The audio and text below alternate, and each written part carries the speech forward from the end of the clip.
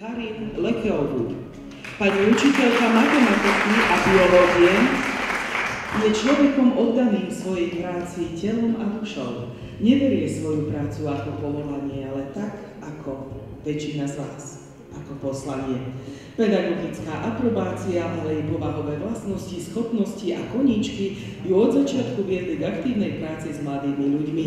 Pracuje úspešne ako triedna učiteľka, členka predmetovej komisie matematiky a vo voľnom čase sa venuje zanietenie svojim žiakom. No tak matematiku to všetci potrebujeme doučovať. Taká je pravda, to je tvrdý oriešok.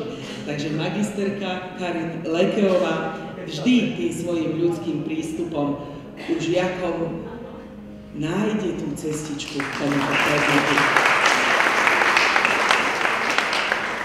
Magisterka Jana Štrbková, učiteľka primárneho vzdelávania a anglického jazyka na základnej škole so sídlom na Vajanského ulici v Lučenci, preberá ocenenie z rúk primátorky mesta za svoju 41-ročnú prax.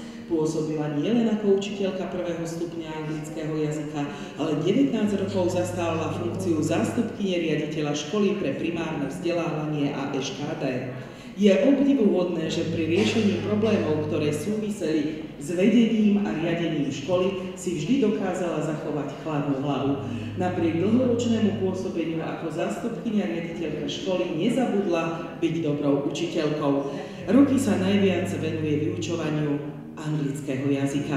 Pod jej vedením žiaci získali popredné miesta v rôznych súťažiach Hello, angličtina hrou, ale aj Oxfordom a dramatickými predstaveniami v anglickom jazyku v krajských i celoslovenských súťažiach Jazykový kvet mali úspech. Aj to má na svojich pleciach magisterka Jana Štrbková.